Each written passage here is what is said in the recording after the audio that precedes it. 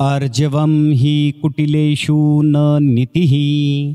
कुटील दुष्ट व्यक्तीबाबत साधेपणाचे धोरण कधीच स्वीकारू नये. आदिदेव नमस्तुभ्यं प्रसीद मम भास्कर. दिवाकर नमस्तुभ्यं प्रभाकर नमस्तुते. अर्थात हे आदिदेवा, मी तुला नमस्कार करतो. हे भास्करा, मला तुझा आशीर्वाद दे.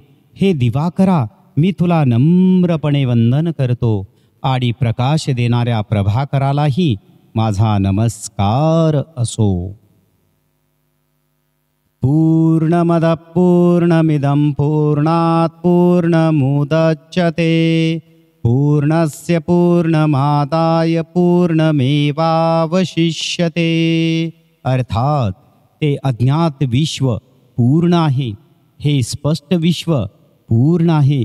ही पूर्णता त्या परिपूर्णतेतून प्राप्त होते.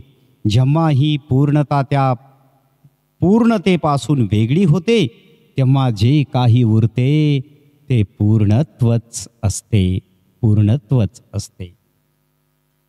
क्रोधं निहंतुं यो वेद तस्य द्वेष्टा न विद्यते. जो क्रोध संपवू शकतो त्याचा कोणीच द्वेष करत नाही. अकामस्य किया काचित् दृश्यते नेह काहिंचत. यद्यद्धि कुरुते किंचित तत्कामस्य चेष्टितम. या जगात कोणतेही कार्य इच्छेशिवाय पूर्ण होत नाही, कारण मनुष्य जे काही कर्म करतो ते त्याच्या इच्छेने केलेल्या प्रयत्नांचे फळ असते. अभ्यासार्धार्यते विद्या खूलं शीलेन धार्यते. गुणेन ज्ञायते त्वार्य कोपो नेत्रेन गम्यते. अर्थात व्यवहारातून ज्ञान कळू शकते. स्वभावामुळे कुळ ओळखता येते.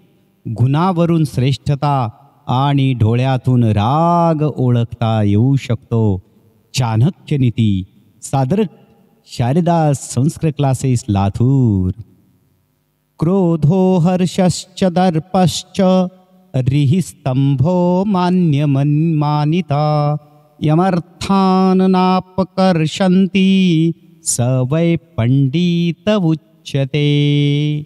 अर्थात जी व्यक्ती राग, अहंकार, दुष्कर्म, अतिउत्साह, स्वार्थ इत्यादी वाईट गुणांच्या अधीन होत नाही, ती व्यक्तीच खऱ्या अर्थाने विद्वान असते. विदुर नीती.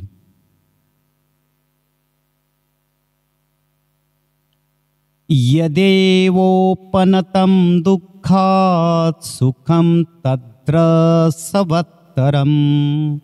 निर्वाणाय तरुच्छाया तप्तस्य हि विशेषतः.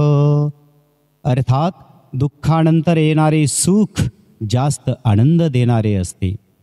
उन्हाळ्यात उन्हाच्या झळा सहन करण्यासाठी झाडाची सावली अधिक सुखकारक असते.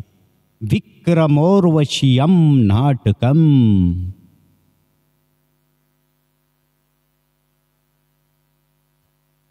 जयतु संस्कृतम, जयतु भारतम.